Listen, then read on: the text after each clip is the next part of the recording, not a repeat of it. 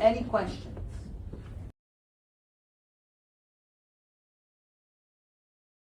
Yeah, they say now that, diabetes is like type 3, diabetes is dementia. They're linking that, but there's no yet strong scientific evidence, right? But cravings can be signs that there's some kind of physiological imbalance. So for example, people who crave ice, what's the imbalance? Who knows?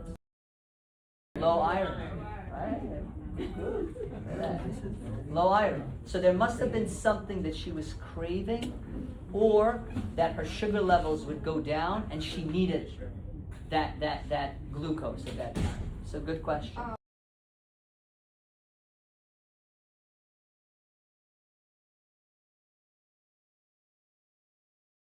So here's a comment, right?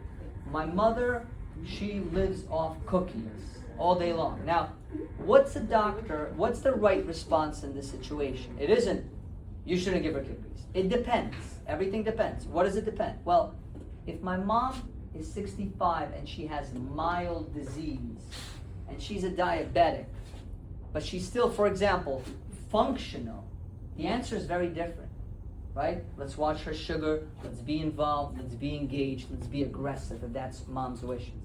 If my mom, like my grandmother, she's late stage, right? I'm not gonna, and she loves cookies. I'm not gonna care that her sugar is 100. I'm not gonna be careful that it's not 500 or 400, yeah. But if she's chilling in the 200 range, 250 range, I'm not gonna, oh my God, I gotta do tight control. Eat all the cookies you want, grams. We're gonna institute checking your blood sugar at a certain time. Now you don't even have to check the blood sugar where it's painful. You put the CGM machine, right? And it tells you on your phone where the sugar is, and boom, you get an alarm if it gets high. So eat your cookies as long as you're like 150 to 250. If you have severe dementia, and our goal is non-aggressive management and quality of life.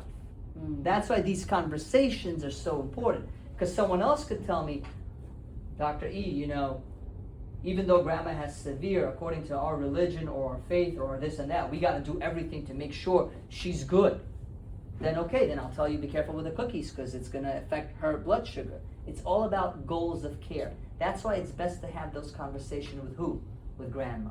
When grandma is where? In mild disease, right? Early on. Any other questions? Yes?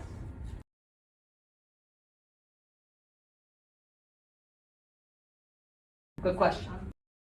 Incredible question. When does it usually happen? Is there a specific time in the day that it usually... Yeah. See, you told me exactly what I wanted to hear. Why? There's a term for it. Do we just say, because I want to leave you with practical stuff, do we just say, there's a term, sundowning, sorry, deal with it? No. There's ways, and I have a video on my channel that talks about why sundowning happens and how to treat it. I'll give you the Cliff Notes version. So, sundowning happens because towards the end of the day, you and I, all of us, we're exhausted, right? I mean, we got work, we got kids, our brains are like, ugh. Imagine a brain that has dementia and Alzheimer's. They have all this overstimulation also during the day. How is their brain towards the end of the day? So it's already exhausted. What exhausts them? What takes their cognitive battery down? First of all, difference in non-routine, when there's no routine. So at one day she's eating at this time, he's eating at that time, and one day he goes to sleep at that time. At 9 o'clock at night, your grandkids come over, your kids come over, and you're looking at Tony Montana, meet my little friend, and grandma's watching that. She's hearing the sounds, there's rock and roll music playing. What's happening to grandma's brain? Overstimulation. The lights at night has shadows from her room. There's a flag like this, but there's a shadow, and therefore she thinks it's a ghost. So she doesn't see the flag, but she sees the shadow, right? So how do you get around that?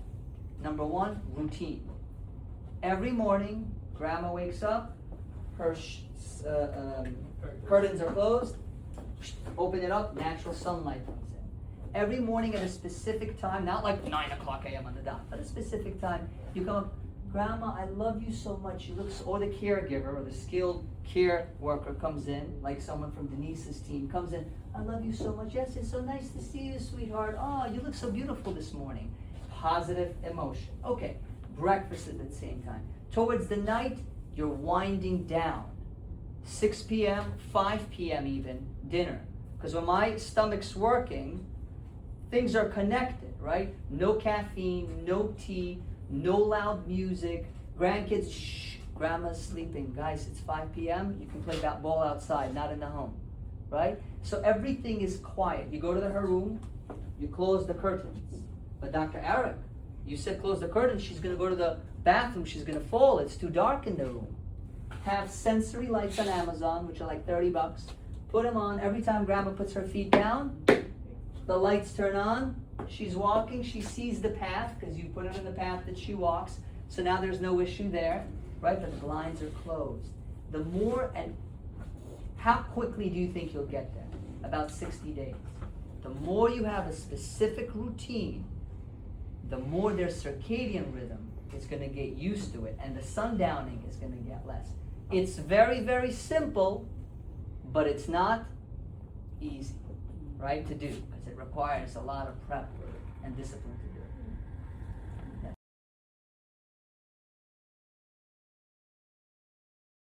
Yes, because their vision and their perception is very different than ours.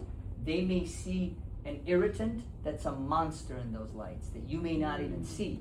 So the lights, when you have these sensory lights that are off, but they only get activated when grandma puts her feet down from the bed and there's a motion, that's when it only gets activated. You have the Comcast box, you cover up the lights because she sees it as a, don't try to tell her, like you properly said, don't try to tell her, like, oh, it's nothing, it's just a cable box, grandma, don't touch it. Not gonna work.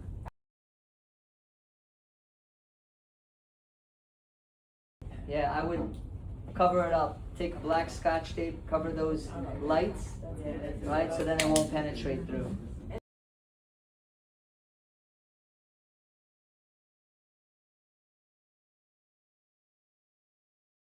So I'll tell you, we all look, there's a couple of sides of the spectrum. One side of the spectrum is medicine only, right? The other side of the spectrum is, okay, let's actually keep it real of what we were intended to do. And then the other side is, okay, there's some products out there that someone's making a buck out of and they're trying to say it works, which I don't know about, right? So what can I say? I can speak science. Here's science. There was a pointer study, it's called the pointer study, done, Pointer. And they took people into two groups. It was about 1,000 people on each side. On this side, they told you, look, you gotta eat right, you gotta exercise, and you gotta do cognitive exercises as well, cognitive, for your brain. So they said that to Emmy. They sent her some emails with some guidance, but they didn't really coach her. On the other side, they took folks like you, meaning either normal or some mild cognitive impairment, let's just say, right? Not severe dementia. And they said, what was your name? I want you to eat right and I'm going to be your coach. We're going to count calories together. We're going to make sure you're not having M&Ms and all that other stuff and you're on a Mediterranean diet, okay? All right. I'm going to be your coach for exercising 3 times a week. I'm going to be, let's go, right? Jumping jacks with you. He's doing it, cool. And I'm also going to do cognitive exercises with you as well. And you're going to get 7 to 8 hours of sleep. And I'm going to monitor you like a general. They then studied these people and they found both groups had a slower progressive dementia, but this group significantly, by 35% compared to the natural the regular population, their dementia risk dropped.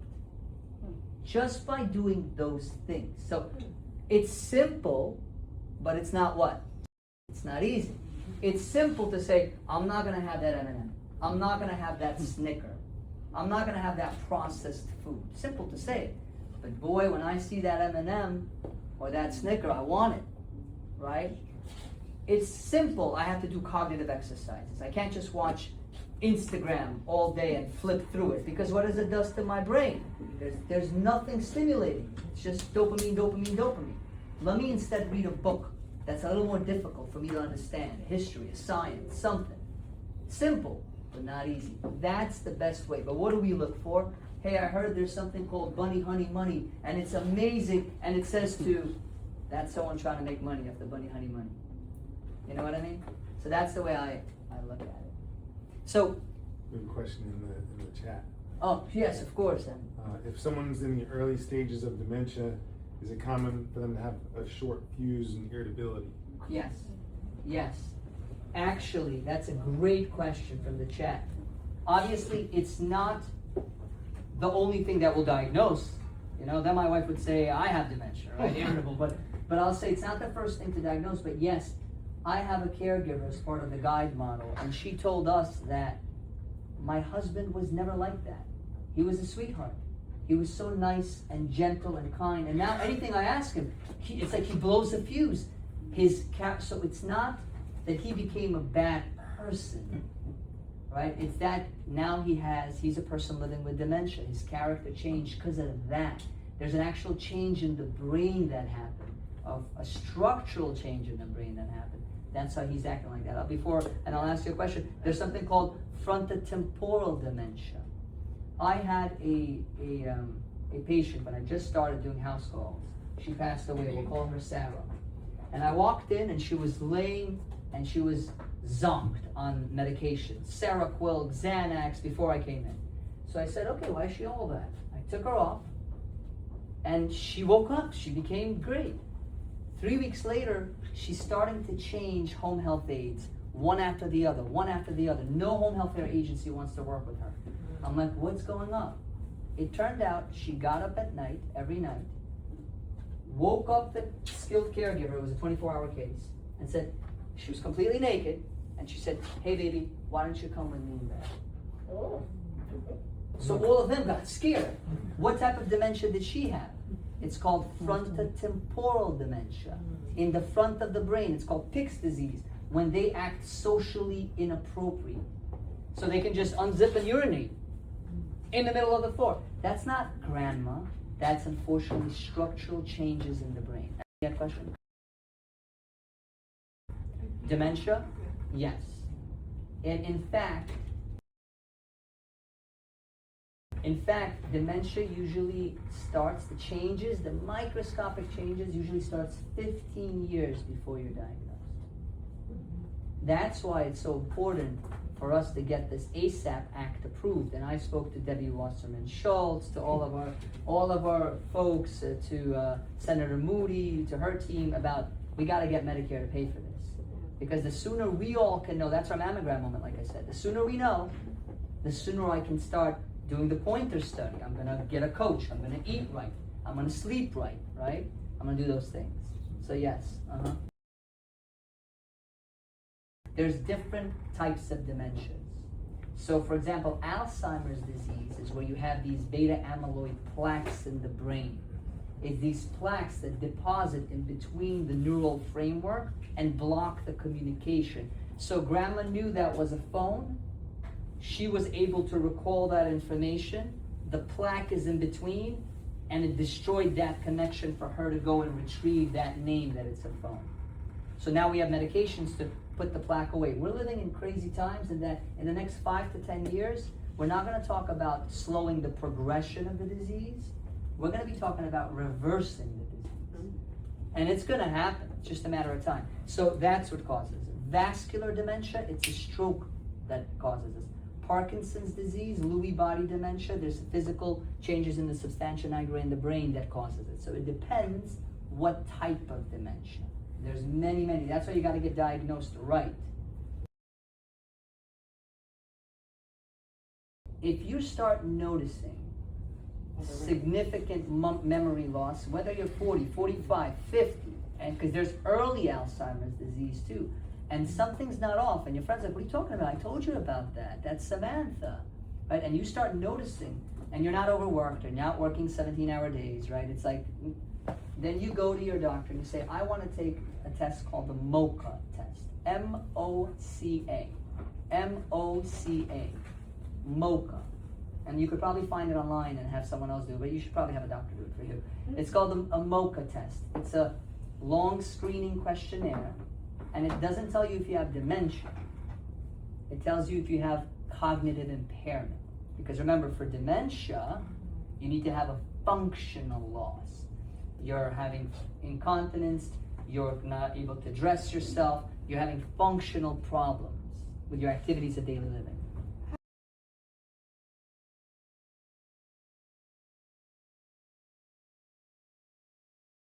I mean, that's a difficult conversation to have. I think the first thing to do is to find out why they don't want to see it. Because a lot of the times, people don't want to know. They're afraid to know. And then when they tell you their why, you try to figure out, well, why should they know? What are the counter arguments to that why? Right? So it's like in sales, someone gives you an objection. You say, yeah, I agree that it costs a lot. But wouldn't you like your friends to see you driving in that new car and all the girls to be like how amazing that is? So I hear you, you don't want to know, but wouldn't you want to be in control of your life while you could actually make decisions right now and not later on when someone else is going to make a decision on your behalf? You're going to be in control. Doesn't that sound better? Right? They're, oh wow, yeah, I want to be in control. Yes.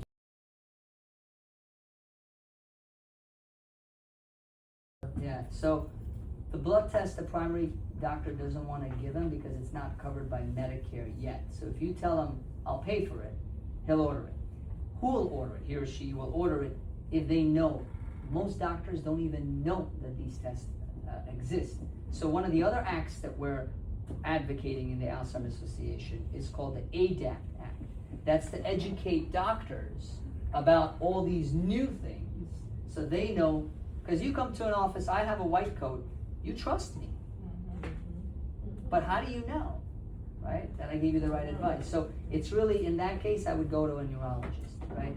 A neurologist that specializes in memory care. You have a Tesla, you're not going to take it to a regular mechanic, right, who changes oil, because a Tesla is an electric car. So you're going to take it to a Tesla dealership, right? Same thing here. Yes. Okay. Yes, the neurologist will.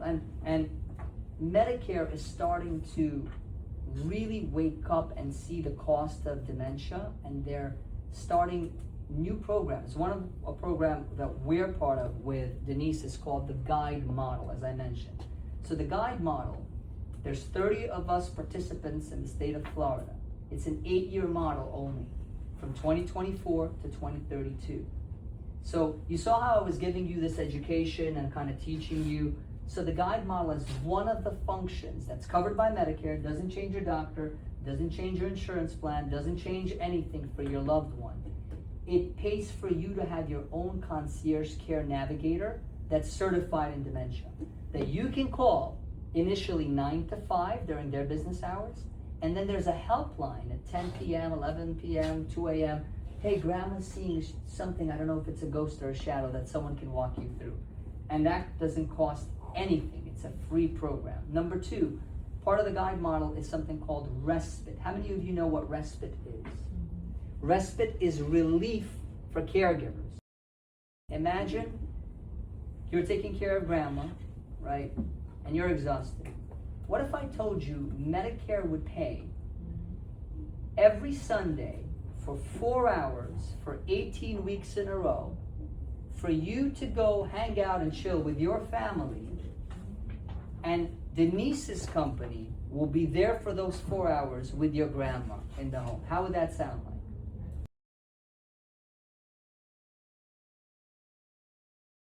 He's 100% correct. Financially, it's very expensive.